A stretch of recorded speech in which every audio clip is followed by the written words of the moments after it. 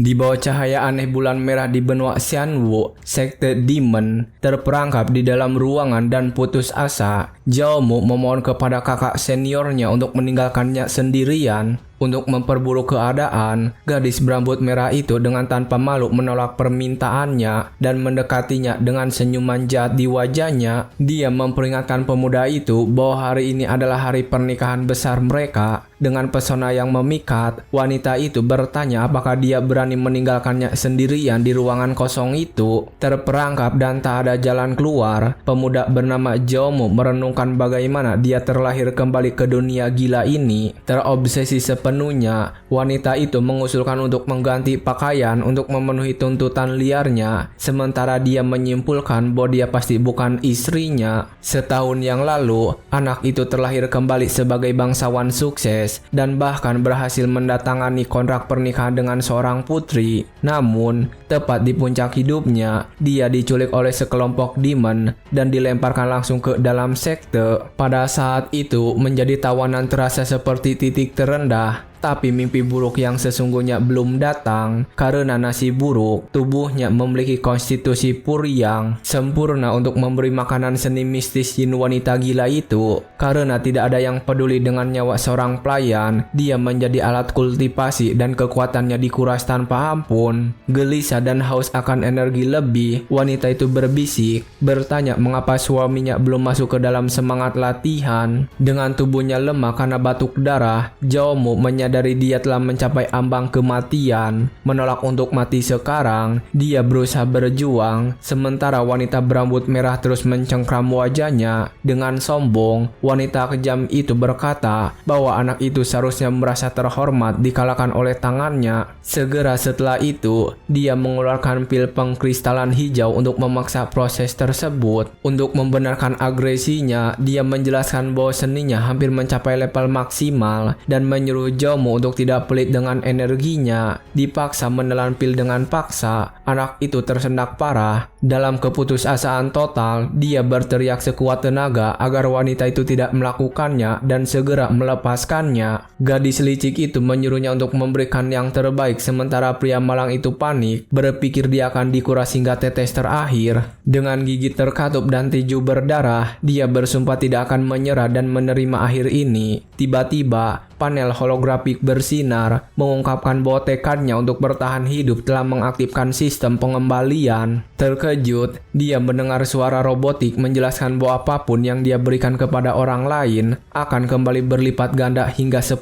kali. Dengan senyum sinis, anak laki-laki itu merayakan kesempatan untuk membalikan keadaan, dan sistem sudah menjamin penggandaan maksimum sebagai kompensasi atas keterlambatan. Untuk memprovokasi dia lebih jauh, gadis berambut merah bercanda bahwa mulutnya berkata tidak, tapi energinya sangat jujur. Didorong oleh amarah dan api di matanya, Zhao Mu memutuskan untuk melepaskan egonya dan memperingatkan bahwa dia akan memenuhi tuntutannya sekarang juga. Terkejut oleh sikap berani anak laki-laki itu, wanita itu mengeluarkan desahan kaget. Terpukau oleh keyakinannya, dia meminta suaminya untuk tidak menahan diri sama sekali dalam sesi latihan ini. Memanfaatkan kesempatan emas yang dikirim langit, Zhao Mu menyerang tanpa ampun, bertekad untuk mengambil kendali atas hidupnya sendiri. Dia bersumpah akan mengendalikan nasibnya mulai sekarang. Sepenuhnya menyerah, si rambut merah berbisik bahwa malam ini tempat ini hanya miliknya. Begitu matahari menyentuh gunung, hari baru dimulai di fasilitas seks. Keesokan harinya, anak itu bangun menyadari tubuhnya hancur dan dipenuhi energi. Tanpa ribut-ribut, wanita itu bangun dan meregangkan tubuh, terlihat sangat puas. Saat mengenakan pakaiannya, dia memastikan untuk memuji penampilan Zhao Mu meskipun dia memiliki sedikit kekuatan. Saat akan pergi, dia memperingatkan bahwa jika dia selamat dari pil yang kuat, dia akan kembali untuk berlatih lebih banyak. Tiba-tiba, sistem menjadi gila, memperingatkan bahwa energi yang terkuras telah mengaktifkan pengembalian 10.000 kali lipat dan memberikan tubuh suci Red yang meningkatkan statistiknya tanpa henti. Dalam hitungan detik, dia menghancurkan penghalang kultivasi dan mencapai level ke-10 penyempurnaan Ki. Mencapai lingkaran sempurna, ditutupi api emas, pemuda itu mengencangkan ototnya, terkesan dengan kekuatan absurd bentuk barunya. Setelah menarik napas dalam-dalam dan memadamkan api, budi. Dia menyadari bahwa belum waktunya untuk pamer di sini. Sadar bahwa sekte Demon dipenuhi dengan master yang sangat kuat, dia mengerti bahwa menjadi target sekarang akan menjadi bunuh diri. Dengan cepat, anak itu mengenakan jubahnya dan fokus mengumpulkan kekuatan lebih banyak. Sementara tidak ada yang memperhatikan dirinya. Saat berjalan di halaman, dia mempertimbangkan untuk menggunakan fisik barunya untuk berkolaborasi dengan gadis-gadis senior dan mengumpulkan batu roh. Namun dia menggelengkan kepala dan menyingkirkan ide itu, mengingat sistemnya kini rusak dan dia tak perlu meminta-minta mencari alternatif.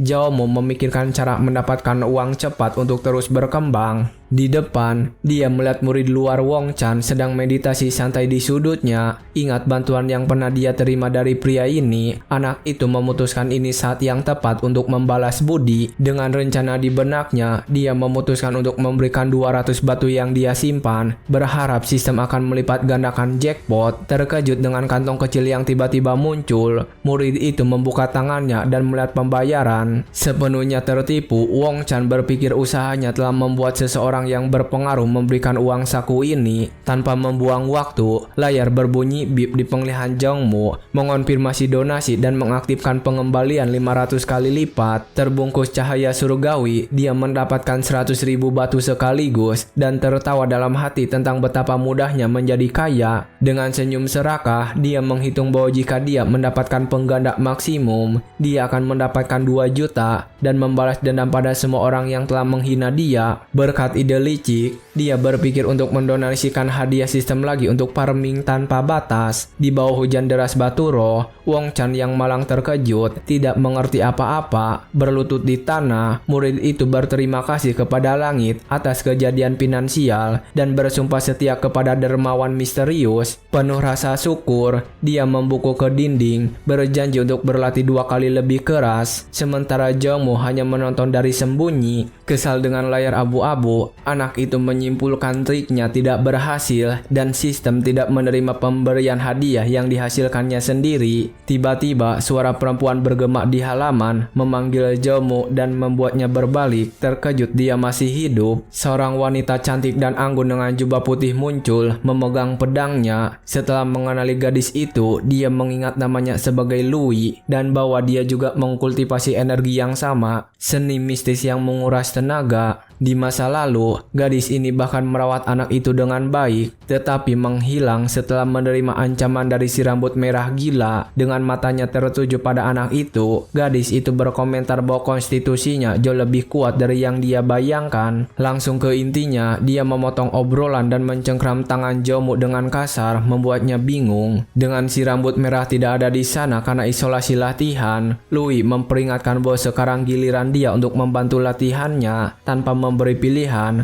pedang wanita itu memanggil senjata terbangnya dan menyuruh anak itu naik dengan cepat. Selama penerbangan berkecepatan tinggi, Zhao Mu memegang pinggang seniornya, memohon agar dia memperlambat kecepatan. Curiga dengan perubahan mendadak dalam aura pemuda itu, dia bertanya apakah dia mendapat hadiah dari wanita licik itu. Sementara dia menyangkalnya, mengatakan dia hanya dimanfaatkan. Dengan melirik ke belakang, Lui memperingatkan bahwa penjahat tidak baik dan segera dia akan kehabisan tenaga jika tetap di tangan orang lain. Yakin dengan kekuatan bertarungnya, Lui berjanji akan menantang rivalnya begitu dia naik level dan menjadikan anak laki-laki itu sebagai mitra definitinya. Menempel di punggung kecantikan itu, dia berpura-pura menerima perlindungan sementara dia merona, dan anak itu berpikir dengan marah bahwa dia bukan mainan siapapun. Setelah melintasi langit, pedang terbang mendarat dengan gaya langsung di fasilitas persimpangan. Sudah di dalam ruangan, gadis itu menawarkan pil vitalitas sebagai hadiah jika dia menjamin kesuksesan kemajuan, dan Zhao Mu setuju diam-diam. Sebelum memulai aksi, Lui menyuruh anak itu duduk di sudut, memperingatkan dia akan membersihkan untuk bersiap. Zhao Mu mengeluarkan tawa bertahan, menunjukkan dia sama sekali tidak takut.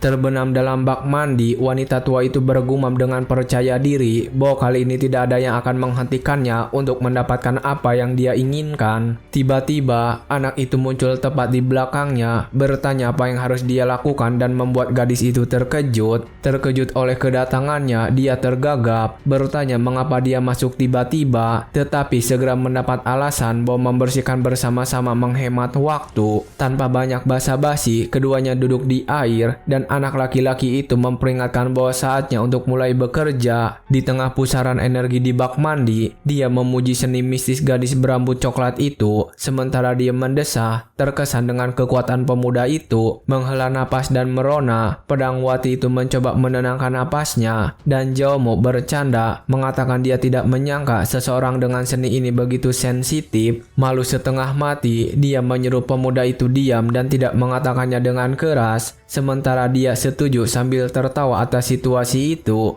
Dengan nada lebih serius dan pandangan tertunduk, gadis itu mengungkapkan bahwa dia akan menikah bulan depan. Terkejut dengan gosip itu, dia mendengar nama pengantin pria dan segera mengenali pria tinggi itu yang terkenal di sekte. Pria itu mencapai ranah jiwa Nasen sebelum usia 30, dianggap sebagai jenius tertinggi yang belum pernah muncul dalam ribuan tahun. Selain menguasai niat pedang, pria itu diakui sebagai kekuatan besar oleh semua orang di daftar jenius. Selalu mengejek komentar Jaomo, dia berkata bahwa jika orang besar seperti itu mengetahui dia dihianati, hal-hal akan menjadi sangat buruk. Untuk menenangkan pemuda itu, gadis berambut coklat menjelaskan bahwa pengantin pria telah merusak meridiannya di masa lalu dan menjadi tidak mampu berlatih dengan benar, jadi tidak ada yang akan mencurigai apapun. Mendekati pemuda itu, dia mengaku bahwa dia tidak akan pernah membagikan kekuatan terpentingnya jika dia tidak benar-benar menyukainya. Terharu oleh pengakuan mendadak itu, Jaomo berbisik nama senior dengan tampang yang sangat menawan. Dengan gerakan cepat, dia menarik gadis itu di dekat dan tidak membuang waktu untuk mengunci momen itu.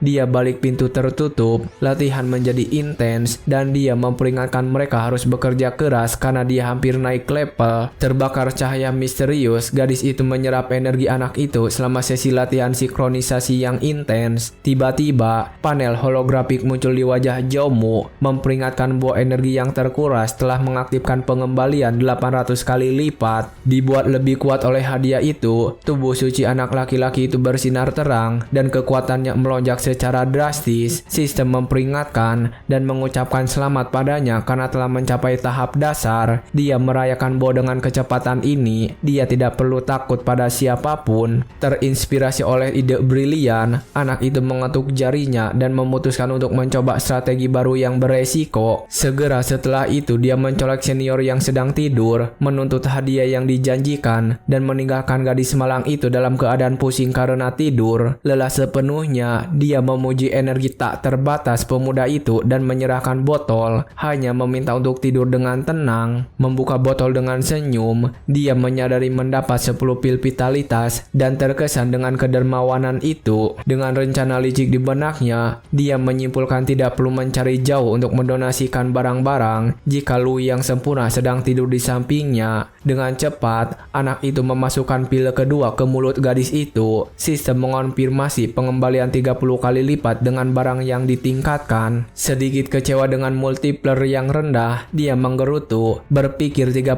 kali terlalu sedikit untuk tingkat ambisinya. Tanpa putus asa, anak itu ingat dia masih punya 9 kesempatan dan bertaruh bahwa pengembalian yang luar biasa harus keluar dari loret ini. Tanpa ampun, dia memaksa pil lain ke tenggorokan gadis itu, dan jackpot akhirnya keluar dengan pengembalian 3000 kali lipat. Terkena demam hebat akibat energi ekstrim, senior itu mulai berkeringat dingin dan menghela napas tanpa henti. Dengan kemenangan dan hadiahnya, anak itu mengangkat pil pemurnian sumsum yang bercahaya dan tersenyum lebar. Setelah menganalisis benda hijau kecil di tangannya, dia tahu dia telah memenangkan jackpot karena pil ini adalah relik tingkat tinggi. Mengetahui ilmunya, dia menyadari bahwa pemurnian ini memiliki kekuatan tertinggi untuk meningkatkan bakat alami seorang kultivator. Meskipun memiliki konstitusi yang langka di antara manusia biasa, anak laki-laki itu mengakui bahwa kekuatan saat ini tidak ada apa-apanya dibandingkan dengan para jenius yang dimanjakan sejati dari sekte tersebut. Bertekad untuk melesat lebih tinggi dan menginjak musuhnya, dia menelan pil hijau tanpa ragu-ragu untuk memecahkan batasannya. Segera, ledakan kekuatan kekuatan melesat melalui pembuluh darahnya, membuat tubuh anak laki-laki itu menegang karena kekuatan obat yang luar biasa. Tertekan oleh kekuatan internal, dia segera duduk di lantai, menyilangkan kakinya untuk mengolah energi tersebut sebelum tubuhnya meledak. Dikelilingi lingkaran api yang membara, Zhao Mu memasuki meditasi dalam untuk menyerap setiap tetes kekuatan pil tersebut. Pagi-pagi buta, Lui menutup hidungnya, mengeluh tentang bau keringat kotor yang mengerikan dari anak laki-laki itu dan segera mengirimnya ke kamar mandi. Tanpa membatah perintah, Zhao Mu berlari ke kamar mandi dan segera menutup pintu untuk membersihkan semua kotoran. Wanita itu melebar matanya saat menyadari pemuda itu telah mencapai tahap dasar dan bertanya apakah pil itu benar-benar sekuat itu. Curiga dengan kulit halus dan energi murni pemuda itu, senior itu menanyai anak itu, bertanya apakah dia makan sesuatu secara rahasia. Terkejut dengan pertanyaan itu, Zhao Mu berkeringat dingin. Tahu dia tidak bisa menjelaskan dari mana dia mendapatkan pil langka itu. Berpura-pura bodoh, dia menyalahkan evolusi pada latihan sinkronisasi dan bahkan menantangnya, mengatakan dia gagal membentuk inti sendiri. Dalam pelukan erat, dia berbisik bahwa kesalahan ada pada kurangnya usahanya dan menawarkan bantuan lagi secara gratis. Terpikat oleh pesona anak itu, dia menyebutnya gila karena mempertaruhkan nyawanya, sementara dia menjawab bahwa semuanya demi membantunya berevolusi segera. Setelah latihan intensif lainnya, gadis itu terjatuh di tempat tidur, kelelahan dan kehabisan napas. Sudah mengenakan pakaiannya, anak laki-laki itu mengucapkan selamat tinggal kepada seniornya, menyuruhnya fokus pada peningkatan level sementara dia melarikan diri melintasi pegunungan. Dia melompat dengan rasa ringan yang aneh dan terkejut dengan kecepatan kekuatan barunya. Penuh dengan rencana untuk masa depan, Zhao Mu bermimpi mendapatkan pedang terbang untuk menguasai langit dan menjelajahi dunia. Masuk ke pasar luar sekte yang ramai, dia mengamati kios-kios penuh dengan para kultivator yang membeli dan menjual segala sesuatu. Setelah menuntaskan transaksi dengan penjual, anak itu menyerahkan batu rohnya dan akhirnya membeli senjata yang sangat diinginkannya. Terpesona oleh bilah biru yang terbuat dari besi meteor, dia memperhatikan mantra yang menyerap kekuatan untuk terus meningkatkan kerusakan. Dengan senjata di tangannya, pikiran kapitalis anak itu sudah menghitung keuntungan yang absurd yang akan dia dapatkan saat mendonasikan barang ini ke sistem untuk diperbanyak. Di tengah pikiran serakahnya, suara dalam bergema di belakangnya memanggil pemuda tampan itu, dan anak itu berbalik untuk berhadapan dengan raksasa bertanduk besar. Zhao Mu segera mengenali pengganggu yang terkenal di daerah itu bernama Neotai. Monster ini adalah seekor banteng yang gila, obsesi dengan si rambut merah gila, dan sudah mencoba memukulinya beberapa kali di masa lalu. Dikelilingi oleh aura merah yang membara, pria berkapak itu memperlihatkan kekuatannya yang brutal, dan Zhao Mu melihat sasaran pukulan yang sempurna di sana. Ditarik dari kerah bajunya, anak itu berhadapan dengan pria bertanduk yang semakin besar, bertanya apakah rumor tentang pertemuan baru dengan gadis berambut merah itu benar. Selalu dengan senyum sinis di wajahnya, anak itu menjawab dengan ejekan murni, bertanya apa masalahnya dan membuat rivalnya gila karena marah. Didorong oleh rasa iri, si brengsek menyiapkan pukulan yang dipenuhi energi, mengirimkan anak itu langsung ke kekalahan selamanya. Berbekal kekuatan murni, dia memblokir serangan besar-besaran itu dengan satu tangan saja, menciptakan gelombang kejut raksasa di seluruh pasar. Dengan tangannya terkunci pada tinju raksasa, anak itu memperingatkan bahwa dia lebih memilih tetap berdiri, membuat musuhnya terkejut dengan kekuatan barunya. Tidak mampu menerima penghinaan, pria banteng meledakkan aura gelapnya, bersumpah untuk menunjukkan perbedaan kekuatan sejati di antara mereka. Dalam badai pukulan gila, si brengsek mencoba menghancurkan anak itu, tetapi tidak berhasil mendaratkan satu pukulan pun. Bebas dari serangan, Zhao Mu mengejek kelambatan konyol lawannya dan mendapat tanggapan marah. Terkesan dengan pertahanan tak terkalahkannya, pemuda itu memuji tubuh sucinya sebelum memutuskan saatnya membalas budi. Untuk mengakhiri lelucon, anak itu melayangkan tamparan sonik begitu cepat hingga pria besar itu bahkan tidak melihat gerakan datang. Terlempar ke belakang dengan keras, si brengsek menerima pukulan penuh di wajah dan batuk darah, tidak mengerti apa-apa. Terjatuh di tanah sepenuhnya kalah, pria besar itu dibantu oleh anak buahnya yang terkejut dengan kekuatan tiba-tiba pemuda itu dalam upaya untuk terlihat tangguh. Salah satu anak buahnya mengancam Zhao Mu, tetapi pemuda itu hanya tersenyum, mengatakan mereka hanya mengingatkan dia pada detail. Menunjuk jarinya, dia tidak menunjukkan belas kasihan dan memanggil pedang terbangnya yang baru, mengirimkan bilah itu melintasi udara langsung ke arah penjahat. Sadar bahwa kekalahan mendekat, terbang dengan kecepatan 1000 km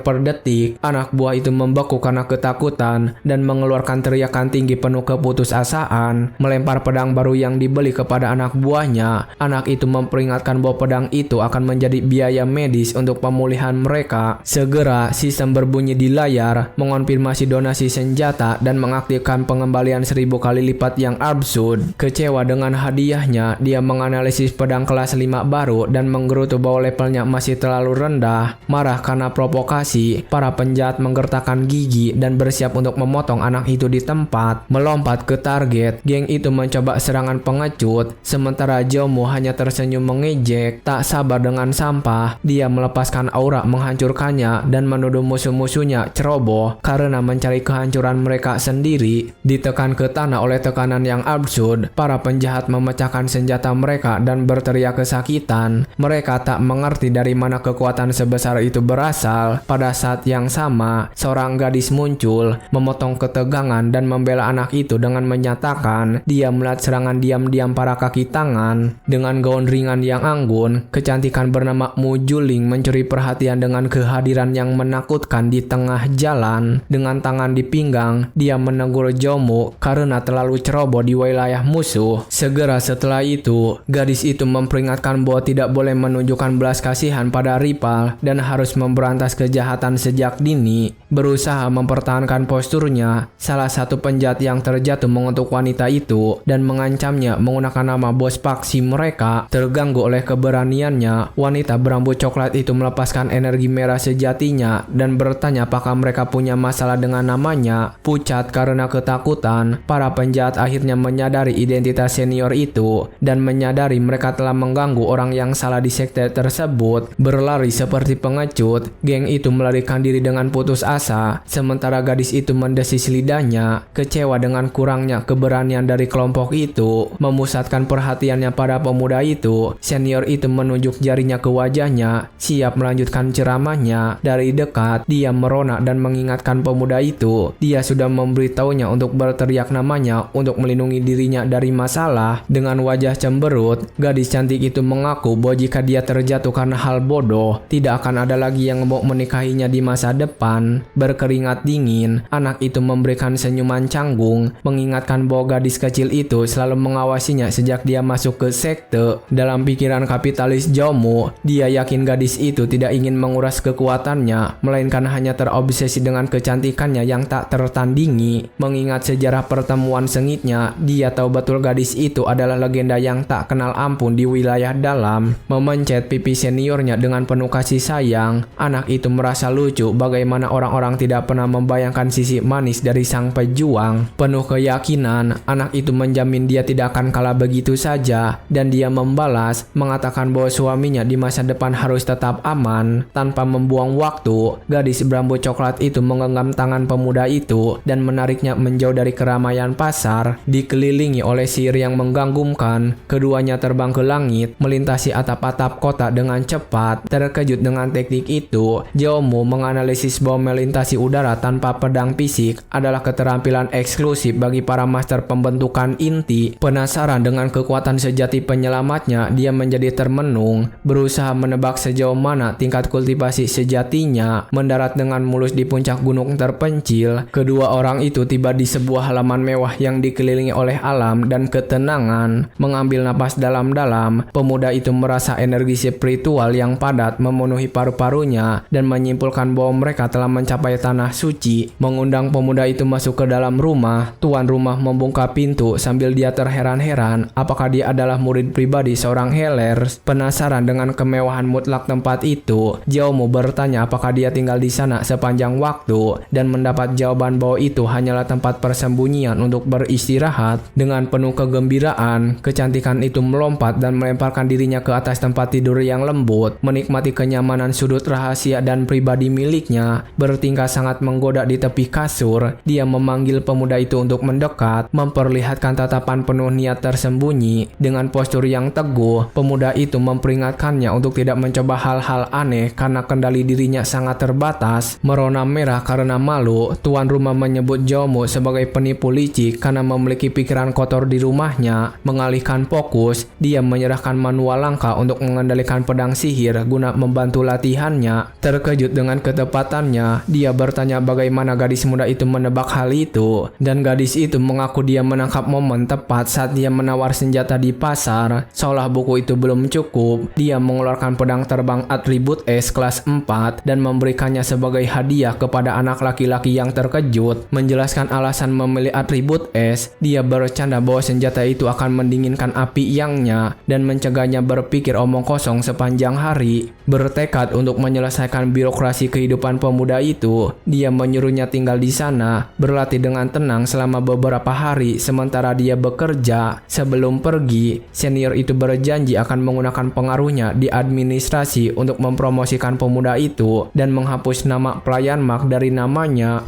Menatap punggung gadis itu saat dia berjalan, Jomo menggerutkan kening. Semakin penasaran tentang asal-usul sebenarnya wanita misterius ini. Berhenti di ambang pintu, gadis itu memberikan senyuman mematikan dan hanya menjawab bahwa dia adalah istri masa depan yang akan dia nikahi segera. Tertawa atas keberanian tak terbatasnya, pemuda itu mengakui pada dirinya sendiri bahwa gadis kecil itu benar-benar tahu cara menggoda dan membuatnya terdiam. Terfokus pada kemajuan konstan, dia menguncang kepalanya untuk mengusir romansa dan memutuskan bahwa menguasai teknik adalah prioritas utama saat ini. Dikelilingi oleh puluhan run emas yang melayang, anak laki-laki itu mencoba menguasai seni pedang menggunakan seluruh kekuatan mentalnya. Menghela napas dan diliputi frustasi, dia jatuh berlutut, sadar bahwa dia tidak bisa mempelajari teknik tersebut dan mempertanyakan kesulitan yang absurd dari teks-teks tersebut. Dengan dingin menganalisis tubuhnya sendiri, dia menyadari bahwa pil emas hanya meningkatkan ototnya, sepenuhnya mengabaikan kecerdasan dan bakat kognitifnya. Berbaring di karpet, anak itu merasa depresi, berpikir bahwa kultivasinya akan terjebak selamanya karena otak yang terbatas. Tiba-tiba, suara aneh kecil menarik perhatiannya dan dia melihat monster berculak kecil memakan rumput di tengah ruang tamu. Dengan pemahaman yang mendekati jenius, anak itu menyimpulkan bahwa jika menyumbangkan barang mengaktifkan sistem, maka mengajarkan teori kompleks juga harus menghasilkan hadiah besar. Dengan tatapan jahat, dia mendekati makhluk kecil yang tak bersalah dan mengusulkan pelajaran privat yang sangat menyakitkan. Menggunakan layar hologram yang cerah, guru palsu itu memuntahkan tabel perkalian dasar ke dalam pikiran makhluk itu dan sistem berbunyi bip dengan imbalan 100 kali lipat. Merasa otaknya membesar secara brutal pada saat itu, Jomo merayakan kesuksesan bodoh rencananya untuk menanamkan kecerdasan murni. Dengan pikiran yang berkilau dengan kebijaksanaan, dia memanggil pisau es baru dan mengendalikan dengan sempurna dalam sekejap mata, memamerkan gaya. Tidak puas dengan kecerdasan dasar, dia mengetuk dagunya dan merenung bahwa evolusi masih lambat menurut standar gila seorang reinkarnator. Memandang tajam pada monster berbulu malang itu, dia menyiapkan dasar psikologis untuk putaran kedua pelajaran intensif. Memancarkan kejahatan murni, sang guru dadakan memperingatkan bahwa materi berikutnya akan membuat kepala para siswa meledak karena keajaiban geometri. Setelah menaklukkan makhluk itu dengan mengajarkan hukum kalkulus integral, sistem menganalisis kejahatan tersebut dan menyuntikkan penggandaan absurd baru ke dalam pikiran anak itu. Dihentikan oleh peringatan merah besar, dia menemukan dengan terkejut bahwa pemahamannya telah mencapai batas absolut yang ditetapkan untuk tingkat kekuatan tubuhnya saat ini. Berjalan dengan gagah melalui koridor perpustakaan, Jomo percaya buta bahwa membaca manual apapun akan menjadi hal yang mudah sekarang. Dengan gerakan destruktif tunggal, dia memanggil tinju Padra, menghancurkan oksigen di halaman dengan kekuatan emas kolosal. Beberapa detik kemudian, dia memunculkan rantai petir merah, menguji seni petir dan hampir membakar binatang putih kecil yang malang sebagai bonus. Menguasai lingkaran sihir api dengan satu tangan, dia juga menghafal taktik ramalan kompleks tanpa berkeringat sedikit pun. Melempar gulungan ke rak, anak itu mengabaikan pengetahuan orang lain,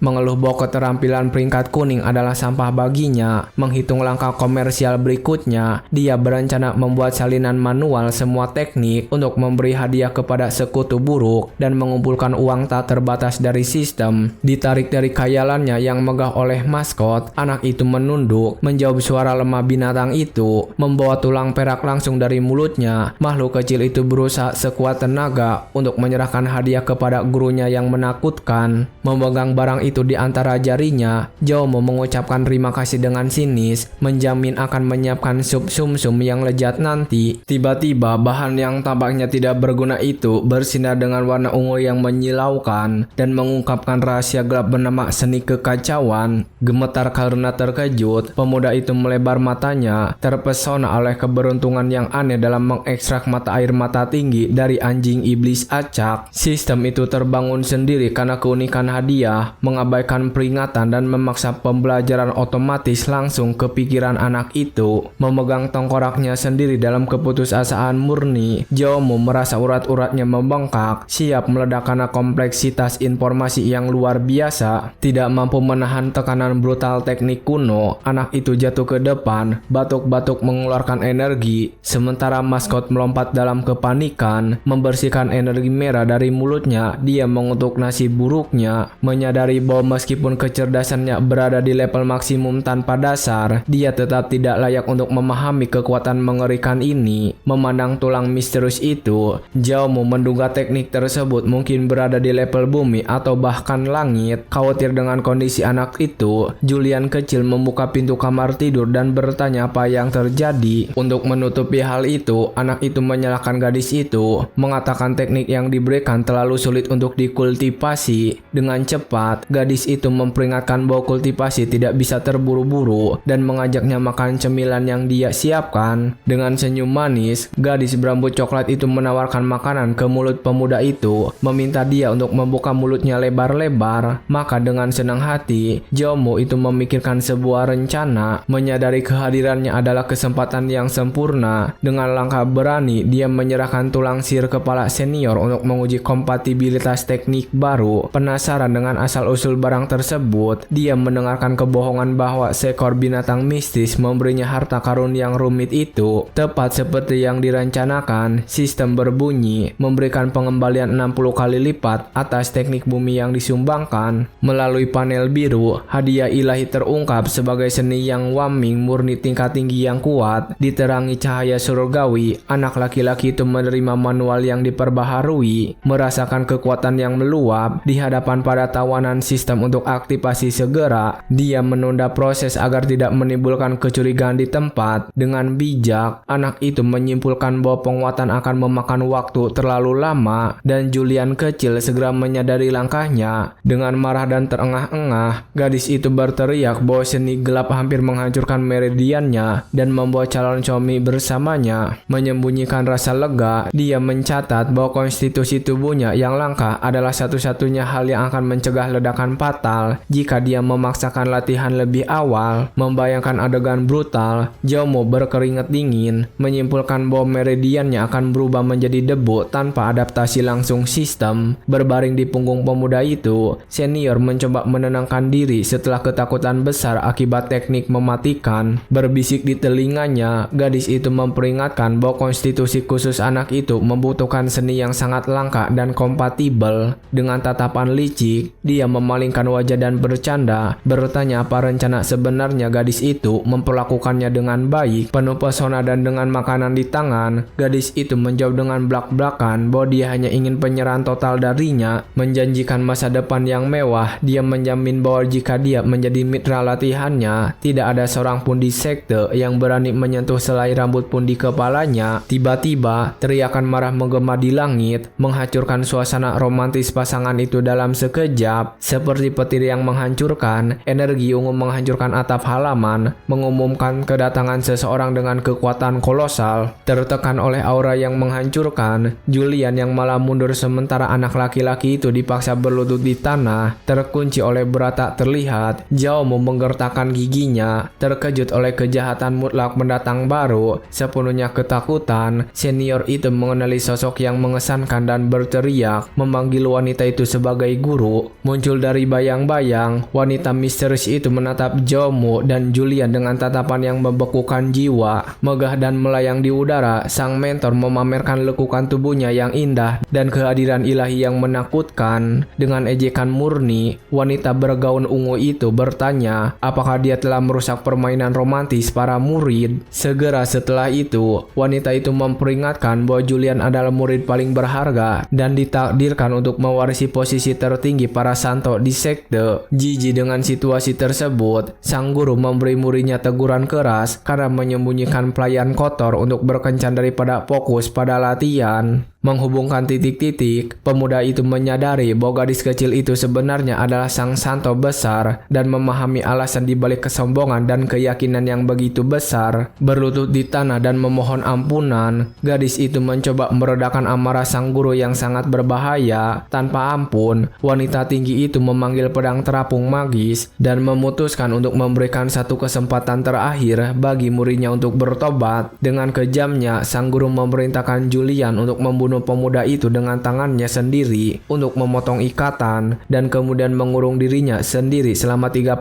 tahun untuk berlatih memukul kepalanya ke tanah. Gadis itu menolak untuk menyakiti orang yang dicintainya dan mengambil semua kesalahan atas kelakuannya sendiri. Putus asa, murid itu menangis, memperingatkan bahwa membunuh pemuda itu akan menghancurkan hatinya dalam bela diri dan menghentikan evolusinya selamanya. Mengerenyit dengan amarah murni, sang guru bertanya apakah bocah itu berani mengancamnya menggunakan masa depannya sebagai tebusan. Tanpa belas kasihan, wanita itu melepaskan gelombang kejut padat lainnya, membuat pemandangan bergetar di bawah tekanan gila. Memegang erat tanah berbatu, Jaomu mencoba menahan gaya gravitasi sambil memikirkan kembali pilihan hidupnya. Tiba-tiba, ekspresi marah sang guru menghilang dan dia menatap aura emas yang memancar dari pemuda yang dihukum. Dalam tindakan putus asa yang buta, Julian memeluk pemuda itu, mencoba melindunginya dengan tubuhnya sendiri dari serangan guru. Mengkerutkan alisnya, wanita tinggi itu mencurigai bahwa di sana tidak hanya ada konstitusi yang murni biasa. Terkejut dengan pengungkapan itu, dia mengonfirmasi rahasia yang absurd bahwa anak laki-laki itu telah membangkitkan tubuh suci Red yang legendaris. Dengan senyum sinis, sang guru memuji penglihatan tajam para santonya, mengakui bahwa pelayan itu benar-benar memiliki potensi yang mengerikan. Tanpa filter sama sekali, wanita itu bercanda bahwa jika dia tahu tentang tubuh suci itu, dia akan mengamankan anak laki-laki itu untuk dirinya sendiri sebelum orang lain. Terkejut dengan keberanian para tokoh besar, Jiangmu batuk canggung, sementara Julian menghela napas lega. Mengubah nada percakapan, sang guru memperingatkan bahwa dia akan mengampuni nyawa anak laki-laki itu hari ini, hanya agar tidak menghancurkan hati murid kesayangannya. Sebagai syarat yang tidak dapat dinegosiasikan, dia memerintahkan gadis itu untuk kembali ke isolasi dan hanya mencari pemuda itu lagi ketika dia mencapai alam jiwa Nasen. Mengoyak langit dalam kabut ungu berkilauan, wanita berkuasa itu pergi, membiarkan kedua orang itu akhirnya tenang di area luar sambil mengusap keringat dingin dari dahinya. Anak itu menarik napas dalam-dalam, menyadari bahwa hidupnya tergantung pada benang tipis di tangan monster kultivasi itu. Didorong oleh rasa malu karena dihancurkan dengan mudah, dia mengepalkan tinjunya dan bersumpah pada dirinya sendiri bahwa dia harus menjadi sangat kuat secepat mungkin. Kembali ke keributan di markas, halaman pelayan terbangun sibuk di bawah cahaya redup pagi hari. Menyusup ke kamarnya yang sempit, Jaomu mengisolasi diri dari dunia untuk menjalankan rencana barunya. Dengan senyum kemenangan di wajahnya, dia memanggil hadiah kesatria, memamerkan teknik bumi kelas tinggi barunya dan pedang sihir. Tanpa gangguan lebih lanjut, dia duduk bersila di karpet dan secara verbal memerintahkan sistem untuk memulai penguatan segera. Segera antarmuka terang mendominasi penglihatan anak itu, sementara gelombang kekuatan mentah membanjiri pikirannya dan otot-ototnya. Terpesona oleh proses tersebut, dia merasakan energi beredar dengan kecepatan mengerikan, didorong oleh sinergi sempurna dari kemampuannya. Tiba-tiba, peringatan merah berkedip di panel, memperingatkan bahwa energi alami ruangan kecil itu tidak cukup untuk mempertahankan kemajuan. Bertekad tidak menghentikan kemajuannya karena kemiskinan, anak itu menekan tombol, mengonfirmasi pengeluaran otomatis sumber daya finansialnya. Dia dikelilingi oleh gunungan kristal berkilauan. Anak itu melepaskan seluruh cadangan batu roh yang terkumpul di lantai, menggoreng batu-batu itu seolah-olah mereka kertas. Anak itu secara instan mengubah kekayaan material menjadi energi kultivasi murni yang membara. Terendam dalam aura api yang absurd, Jaomu menyerap setiap tetes cahaya,